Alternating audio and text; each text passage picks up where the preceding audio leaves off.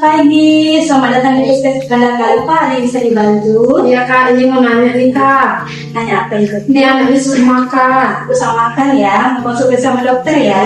Tunggu sebentar ya Bu ya. Pagi kak, pagi kak, gimana kak? Dok, ibu dulu ada pasien ibu dan anak. Jadi ibu ini mengeluh anak susah makan. Jadi berat badan anaknya itu nggak nambah terus. Terus ibunya juga pengen tahu apa sih bagaimana cara makan yang baik. Cocok nih, kebetulan ada Mas Adi nutrisionis kita nih. Boleh dikasih masuk pasiennya? Kenapa ada ibu dan anak? Iya. Jadi ibunya ini mengeluh anaknya susah makan. Oh, oke. Kemudian berat badannya tidak naik. Terus ibunya juga pengen tahu dok cara pemberian makanan yang benar. Oke, sebelumnya nama ibu siapa? Nama ibu nama dia. Dedeknya? Dedeknya Raya. Oh, jadi memang Kak Ade, ini kan kalau untuk mengetahui penyebabnya kita harus periksa dulu nih keseluruhannya. Bu, boleh ya tolong dedeknya dibantu sama Mas Ade, kita ukur berat badan sama tinggi badan dulu ya.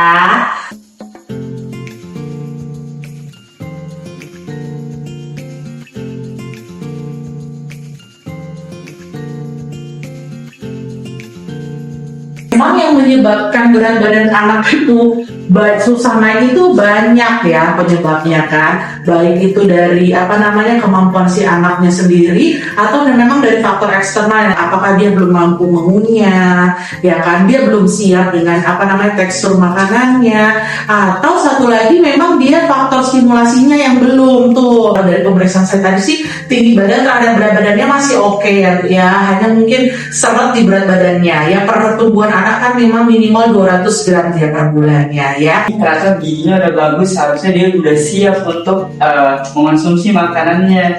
Nah, sekarang kita nilai kebiasaannya Bu. Nah, jadi ada beberapa hal, salah satunya kurang tepat jam makannya.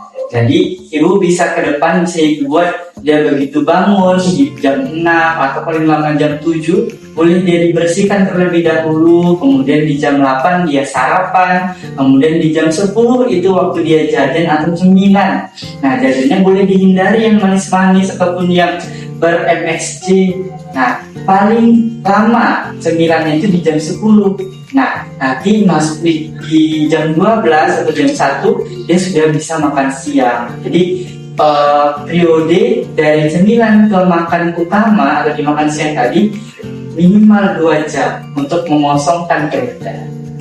Gimana status imunisasi adiknya Kak? Tadi udah ditanyain nggak ya status imunisasi adiknya? Ya, imunisasinya lengkap. Lengkap ya. Nanti kami bagi leaflet, bisa ibu baca di rumah ya Bu untuk pemberian makanan yang baik dan benar.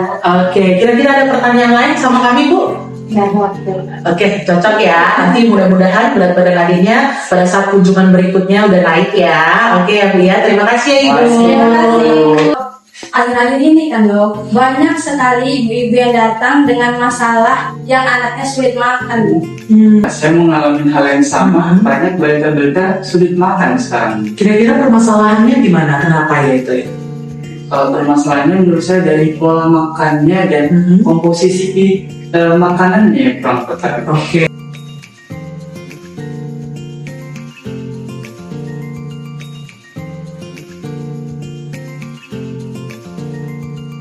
Ini ide yang sangat baik ya. Pasti dengan seperti ini pelayanan kita terhadap anak-anak khususnya bisa terus berkembang dan kebutuhan mereka juga bisa terpenuhi. Selamat siang. Mas Ade, Kak Ade, dari dulu kayaknya capek ya, beberapa apa ya? Kakak posyandu ya? Iya, posyandu. Gimana Mas Ade? Dok, tadi dari hasil pengukuran dan hasil konseling tadi udah saya catat nih dok, dan udah saya catat dengan teliti, tidak ada saya tambahin atau saya kurangin, sudah saya catat sesuai dengan kondisi pasien. Ini yang balita gizi buruk kita itu ya Bang ya? Benar, dokter. Terus kalau Mbak Ade gimana? Tadi kan sudah saya kasih edukasi kan dok, sudah penyuluhan di posyandu. Kemudian laporannya ini juga sudah saya buat. Memang nggak banyak dok, tapi saya laporkan apa adanya. Oke. Nah itulah memang yang harus kita lakukan ya sebagai aparatur sipil negara. Walaupun sedikit, datanya tetap harus jujur karena itu menjadi dasar pengambilan keputusan kita. Dokter, besok kan ada lagi penyuluhan tuh Oh, posyandu. oke. Maksud saya mau saya cetak media edukasinya retret seperti yang kemarin itu dokter. Boleh. Bagus banget itu Kak, tapi sekedar saran nanti cetaknya jangan terlalu banyak ya Kak, sesuai dengan kebutuhan atau sasaran kita di sana saja biar gak berlebihan kita mencetaknya. Nah, setuju ya teman-teman ya. Jadi memang alat pemeriksaan ataupun laptop, alat ukur tinggi badan dan berat badan yang dibawa ke lapangan itu benar-benar dijaga ya, jangan sampai hilang ya. Jadi kalau udah selesai turun dari lapangan, mohon dikembalikan ke tempatnya ya. Ya, karena kan memang semua fasilitas kita ini punya negara. Betul. Dok, Ya, Kak, kenapa? ada teman saya, dia mau didahulukan pemeriksaannya bisa? Kenapa dia gak udah berat? Tidak sih dok, cuma dia mau lebih cepat. Karena kenalan ya Kak ya. Aduh, coba dibantu jelasin ya Kak ya, kalau bisa sesuai antrian kebutuhan. Nah bener itu Kak, jangan menjadikan kedekatan dengan kita menjadi alasan bahwa pasien itu bisa mendapatkan perlakuan khusus. Jadi mending kita jelasin aja ya Kak untuk segera mengambil nomor antriannya. Ya, kayaknya dokter saya jelaskan ya dok, Iya. biar sesuai antrian. Oke, terima kasih ya Kak Ade.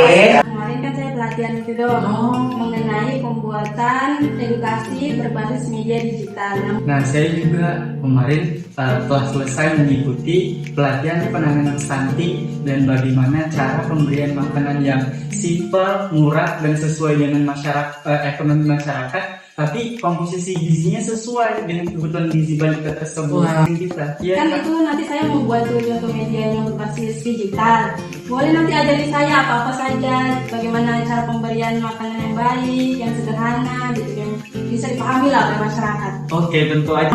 Saya juga sendiri rutin ya teman-teman ikut seminar dan membaca pedoman penyakit terbaru supaya penata laksanaan penyakit pasien itu dan pelayanan medis kita juga semakin sesuai standar. Nah nanti boleh nih Kak Ade dan Mas Ade kita saling sharingnya tentang hasil pelatihan kita dan saling berbagi ilmu, pelayanan kita pasti akan semakin berkualitas.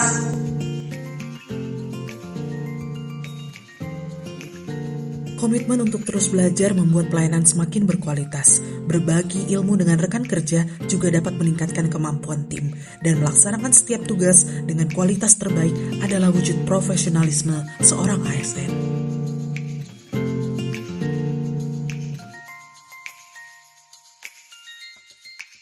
Ibu ada yang bisa saya bantu? Kok sekarang Ibu kebingungan? Oh iya, oke saya bantu ya Bu. Di sana Bu ruangan Ibu.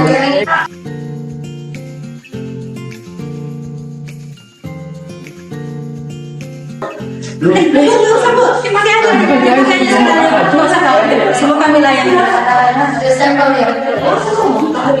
Selamat pagi Bu, silakan duduk.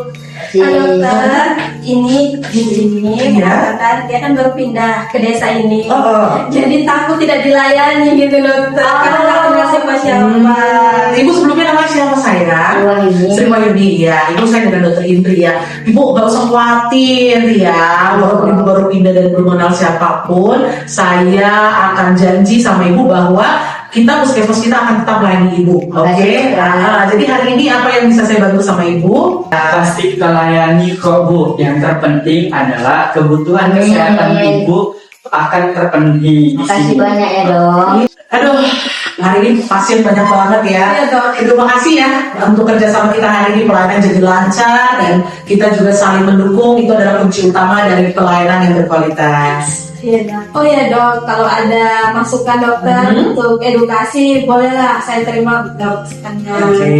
Saya juga ya dokter Kak, kalau saya ada kekurangan saat melakukan konseling gizi, boleh saya menerima masukan dari kakak dan dokter biar ke depan lebih baik lagi. Nah ini dia kerennya. Jadi itulah pentingnya kita saling menghargai pendapat ya, komunikasi yang baik dan bekerja dalam satu tim. Jadi suasana kerja yang seperti ini harmonis, pasti pelayanan kita kepada masyarakat juga akan semakin baik.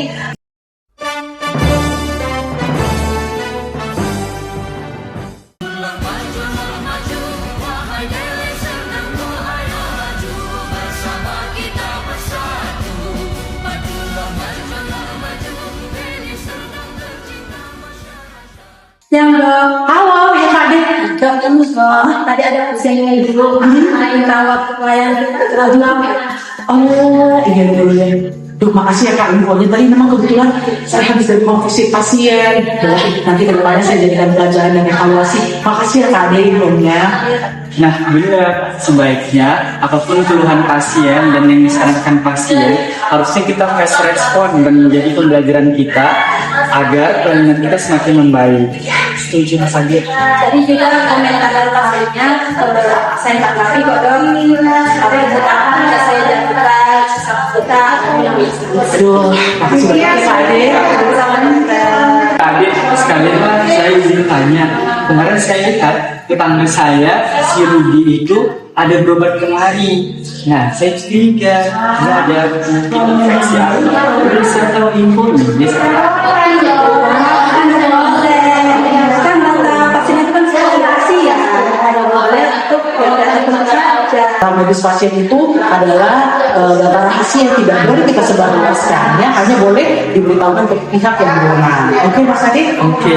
Kak Ade, Mas Pras, kayaknya bulan ini edukasi kesehatan kita harus semakin tingkatkan ya. Gak bisa lagi hanya secara tatap muka. Jadi kita harus memanfaatkan media-media edukasi digital ataupun leaflet seperti ini untuk menjangkau masyarakat yang lebih luas. Baik dok, saya akan menyesuaikan metode duluan. Nantinya melalui media digital, melalui poster di media digital atau penyebaran melalui grup. Betul. Saya juga nanti akan menyiapkan baik lembar balik ataupun media digital yang menarik biar saat melakukan konseling gizi masyarakat bisa mudah memahami dan tertarik dengan apa yang saya sampaikan. Ya, dan perubahan yang kita lakukan seperti ini, perubahan-perubahan itu kan bukan untuk dihindari ya, tapi kita respon dengan cepat agar pelayanan kita semakin optimal ke depannya. Dok, Ya, bagaimana kalau kita buat grup WhatsApp sehat menyapa setiap minggu? Nah, di situ masyarakat bisa bertanya mengenai kesehatan yang mereka belum tahu. Itu inovasi yang bagus Kak. Nah nanti saya pun dari grup itu bisa men-share apa aja menu-menu simple yang bagus komposisinya untuk dipakai oleh masyarakat. nah kalau aku sih support banget ya teman-teman. Selain itu kita juga melalui grup WhatsApp tadi bisa mengirimkan video-video kita yang udah pernah kita buat tentang pencegahan penyakit dan tentang pentingnya imunisasi. Terus kita bagikan melalui media sosial puskesmas atau grup WhatsApp tadi, sehingga jangkauan masyarakatnya lebih luas lagi. Ya. Ini berdasarkan data dan dari posyandu ada 2 balita dok yang udah 2 bulan itu nggak datang untuk penimbangan. Waduh, ini kalau seperti ini kira-kira masalahnya apa ya? Kita perlu segera berarti dokter melakukan kunjungan rumah biar kita mengetahui bagaimana kondisi si balita, apa penyebabnya, lalu bisa kita edukasi agar dia ke depan rutin kembali mengunjungi posyandu. Nah, ini benar sekali. Kita jangan tunggu masyarakat ini datang kepada kita jemput bola dan kunjungi mereka. Boleh dokter, nanti kita kunjungan ke rumah, nanti saya hubungi kadernya supaya bisa mengatur jadwal kapan kita bisa kunjungi. Iya, memang perlu intervensi daripada spesialis, nanti kita buatkan rujukannya. Siap dokter. Minggu depan kayaknya ada jadwal posyandu ya Kak ya? Nah, bagaimana kalau supaya berjalan maksimal, kita ikutin nih, kita panggil banyak pihak, lintas sektor dan juga kader-kader kita yang ada di desa. Betul, setuju dok. Nanti saya akan mengundang kader, perangkat desa, PKK, perangkat dusun dan sebagainya untuk hadir supaya bisa mengayomi masyarakat kami. Setelah ini saya juga akan langsung nih berkoordinasi dengan kader agar kader segera mengumpulkan masyarakatnya. Nanti setelah ini juga saya akan membuat contoh-contoh menu sehat yang simpel, yang bergizi biar masyarakat bisa menggunakannya. Ya, terima kasih ya teman-teman responnya. Jadi memang pelayanan kesehatan kita itu pasti nggak akan berhasil kalau hanya dikerjakan oleh saya sendiri atau Mbak Ade sendiri atau Mas Pras sendiri. Oleh karena itu kita harus kolaborasi ya dengan semua pihak dan kita kasih kesempatan para kader ataupun teman-teman kita yang bekerja sama dengan kita untuk berkontribusi. Nah, dari data posyandu ini kan kita menemukan nih ternyata banyak ya balita yang nggak naik berat badannya. Dari data tersebut, nanti saya akan memberikan konseling gizi kepada ibu balita tersebut. Ya. Saya juga dok akan menindaklanjutinya. Saya akan kunjungan ke rumah memberikan edukasi, kemudian mengajak keluarganya lah untuk menerapkan pola hidup sehat. Nah, betul. Jadi intervensi paling baik itu sebetulnya intervensi yang langsung konfisit ya teman-teman, kunjungan rumah supaya kita bisa melihat di sana itu hambatan yang dihadapi itu apa sebetulnya ya. Saya juga ini dokter, saya dapat data dari hasil pengukuran terdapat beberapa balita yang juga mengalami gizi kurang, dokter. Waduh, teman-teman, ini berita yang sangat buruk ya. Mari kita gabungkan data yang dari posyandu ini sama data dari Mas Pras. Berikutnya juga tolong diambil data dari Kamedis Puskesmas dan laporan dari kader kita supaya kita bisa menentukan nih keluarga-keluarga atau balita mana yang kita jadikan prioritas pendampingan dulu ya. Nah, dengan memanfaatkan sumber data tadi, intervensi yang kita lakukan pasti akan lebih tepat sasaran, teman-teman. Dan tujuan kita juga pasti sama, yaitu meningkatkan derajat kesehatan masyarakat. Nanti langsung dicari ya datanya ya. Baik, Baik, dokter. Pak.